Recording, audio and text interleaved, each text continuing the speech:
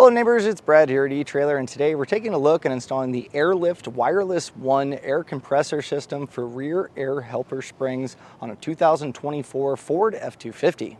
Now this system is super easy to use. There's only a few buttons here, and I'll give you a quick breakdown. To adjust your air pressure of what you have, just arrow up or arrow down. We'll go about 30 psi for now.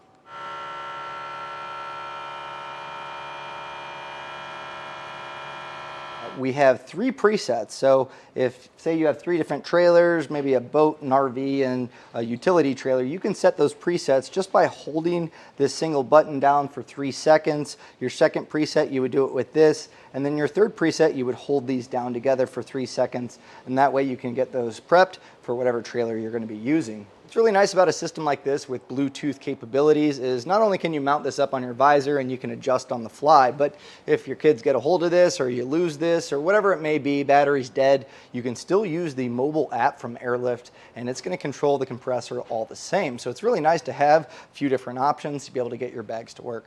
Now, this is what it looks like when it's installed, and the compressor has a pretty small footprint, so you can generally mount this up on the frame of a vehicle pretty easily. Now, it does come with a U-bolt that can go around some frames, but I found that on the newer Fords, they are a little bit taller, but no problem. They give you some self-tapping screws to get you nice and securely mounted to the frame. Now, what's really nice too is it's really simple. There's not a whole lot that you have to get set up, and if you install the airbags yourself, this is equally as easy, I would think. You have an air filter that you just mount up to get air to the compressor. This compressor can go up to 100 psi, which is the maximum for many bags out there. Some of them can go up a little bit higher than that, but this should get you pretty close to being able to really take any load that you need to with this truck. A great part though is the minimum amount of air in a bag is normally 5 psi, and that's to keep it from kind of squishing around and getting damaged. So this will keep it at 5 psi at all times, so you don't have to worry about checking your bags to see if they've gone underneath that. As far as mounting, there are 2 different configurations that you need to avoid. And the first one is going to be having this plug facing towards the ground. So we can't do it like this. We also don't want this Airlift logo facing towards the ground. So that leaves us with a few different options. And as far as mounting goes, we have a U-bolt bracket that allows you to go around a frame rail. Now that is going to limit you to obviously how you mount this up. There's also holes that you can use, the self-tapping screws that are included. So if you're okay with drilling into your frame, that's another good way to do it. But as I mentioned before, I think it's easier to get it's part of our stuff all kind of plugged in and at least plumbed, ready to go, and then mount it up. Now I'm going to choose to use the U-bolt because I think it's a nice, quick, easy way to get this mounted up nice and secure. And on our passenger side frame rail, kind of right underneath the rear passenger door, we're going to be mounting it up. Now there is some wire loom that's attached to the frame just with some plastic Christmas trees. I'm going to peel that back. There's also some wire here that we want to make sure we're not obviously damaging by tightening down the U-bolt bracket. So I'm just going to kind of clear that up first. Now something to think about too, we also have our electric steps here. So just make sure it's clearance wise, we're not going to make any contact with that. And with this cleared out, that's going to make it nice and easy to mount up. Grab the harness. This is going to run up to our battery to get 12 volt power. And I'm going to go ahead and get this plugged in. And once that snaps in, there is a red tab that you're going to want to push down to lock that in place. Off of our compressor, we do have 2 wires. We have a red with a spade terminal and a black with a ring terminal. Now this is going to need to attach to a ground. We'll probably self-tap that into the frame, but our red wire with the spade terminal, off of this main harness that we have that's going to run to our battery, you'll see that there's this small red wire with the white stripe. This is going to tie into this red wire. So first things first, I'll get this spade terminal cut off and I'll strip back a little bit of this end. And just to kind of clean this up, I have quite a bit of extra here, so I'm going to cut my wire back.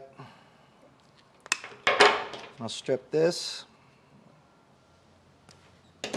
And then included in the kit is going to be a butt connector. This is a heat shrink butt connector. We'll get this crimped down just like you would a normal one.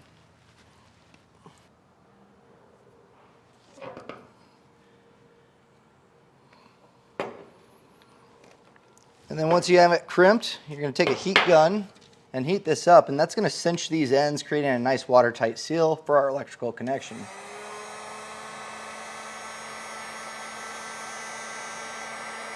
And once mounted, again, this is going to run up to the battery, and a lot of times we're going to follow the frame rail, so I want the wires up as high as possible.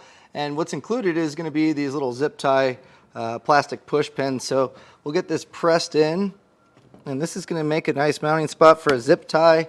That way we can get our wires kind of tucked up clean. Those wires kind of off to the side, that's going to start the routing process up to the battery. And looking at our air fitting that we have, as well as our filter, these are going to be pretty easily accessible once I get this mounted up. So at this point, I'll grab my U-bolt and get this mounted up on the frame. Now, unfortunately, as I try to put our U-bolt bracket around our frame, the forward frame is a little bit taller than this bracket's going to allow. So our other alternative is going to be self-tapping up our compressor to the frame. Now, it does come with self-tapping screws in the kit. I recommend, to get these in place, taking a 1/4-inch drill bit and pre-drilling pilot holes. So hold up your bracket. There's also a diagram that's in the instruction manual if you want to use that as well. But we'll mark that off with some paint, get those pre-drilled, and then we'll get it self-tapped up. I use the diagram to mark this out, and at this point I have a right angle drill here, and that's where it's going to get tricky for some of you all at home trying to get this drilled out, but we'll go ahead, we'll make our pilot holes.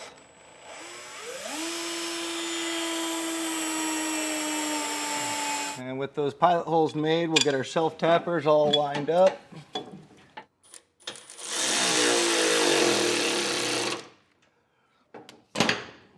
And with that one started, I'll get my top one in, and then I'll get those snug down.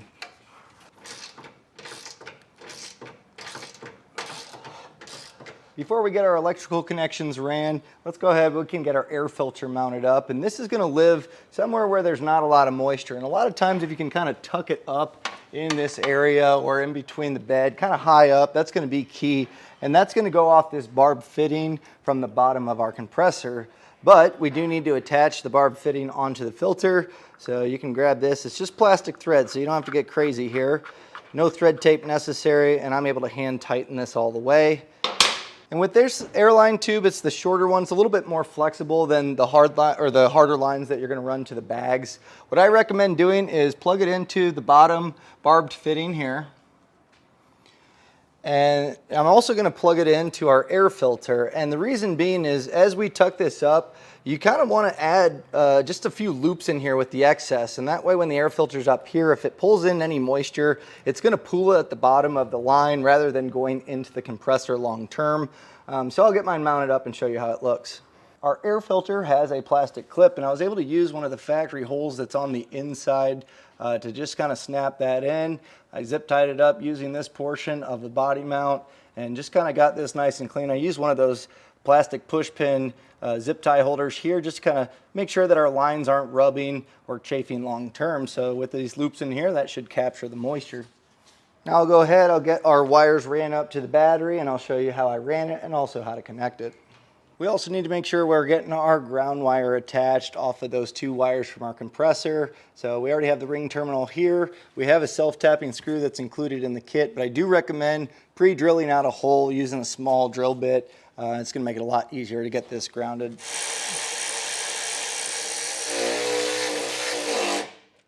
The routing of our electrical is really easy on this truck. I just really followed the outside of the frame rail, zip tying it up occasionally to the factory wire loom, and just kind of made my way up towards the front.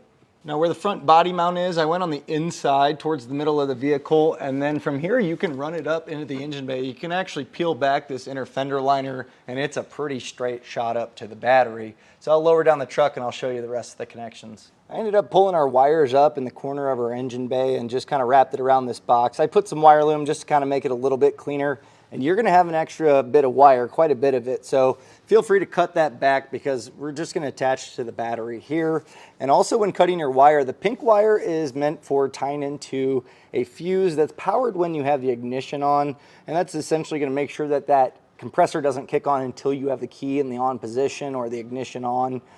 You don't have to run it that way, and sometimes it's nice to be able to adjust the airbags even when the vehicle's not running. So we just cut this and taped it up, so that's done here. Our other wire, our black, goes onto the negative of the battery, so I just attached the ring terminal. And then our positive, make sure you get your fuse holder in line. This is going to protect from any backfeed, and then I just attached it to the positive terminal on the battery. Now I have the fuse out, and I'm going to keep it out until I get all of my Airlines ran, and then once we put that in, we'll have power to our compressor. Now I'm getting ready to get our Airline ran from the compressor to our bags, and something that you might have done when doing your bags is making sure that you have a nice clean cut with a tubing cutter. So it's pretty tempting to just take some side cutters and cut your Airline tube, but it's going to leave you with an almond-like shape, and that's just not going to go in those push connect fittings very well and can potentially cause leaks. So using a tubing cutter, this is just a razor blade on a flat surface, you'll get a nice square clean cut. So make sure you're doing that before putting your lines into push connect fittings. And also this compressor is set up for a single path only, so that air pressure is going to go to both bags the same pressure. So even if you had yours ran in a dual path system manually, we are going to be going to a single path, and we're going to maintain that we have a manual fill valve. So that's where our T connectors come into play. I'll get this all routed up and show you exactly how ours looks. That way you can get yours run. I ran my Airline from our connection fitting back, and I used this body mount that we have up here to zip tie that up. And there is some exhaust here, so my goal was to try to get it to the other side. So I went across this cross member, and then I looped this on, we have our def tank here that's got a strap that I was able to run that through. So our compressor line comes into here to our T, and from the T fitting we have this one going over to our passenger bag. I used the extra thermal sleeve here just to protect it from the exhaust. You might have also noticed I used some loom clamps to self-tap this up, just to kind of keep that nice and tidy. You can kind of find any way you can to zip tie that up. So we have connection to that bag. We also follow this here, and it goes to our other bag, so our compressor will fill that. But you'll see this other T fitting, this just loops back and goes to our manual fill valve. That way if our compressor was to fail for whatever reason, we still have the ability to put air in our bags.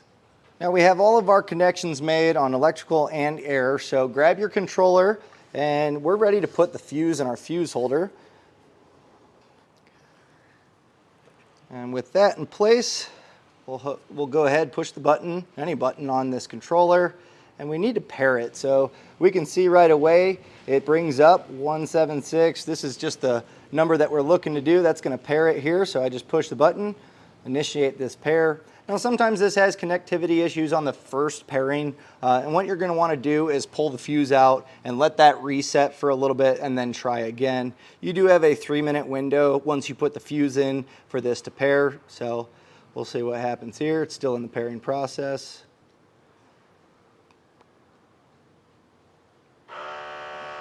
I hear my compressor kick on, so that's a good sign.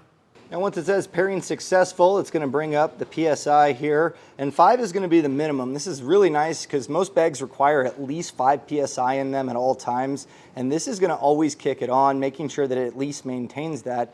But let's go ahead, we'll bump this up, and that way we can start to get some air pressure in there, make sure we don't have any leaks. So we'll just bump this up. We'll go about 30 PSI for now. Now what's really nice about having a control like this and a digital readout, we know that we set it to 30 PSI, and if we had any leaks in the system, that would slowly drop down and the compressor is going to kick on again to maintain that pressure. So this is a good quick way to figure out if you have any leaks. Another way is also doing a leak down check with soapy water on all our connections, which isn't a bad idea to do just to make sure that everything's proper and roadworthy. And that was a look and installation of the Airlift WirelessONE compressor system for rear helper airbags on a 2024 Ford F-250.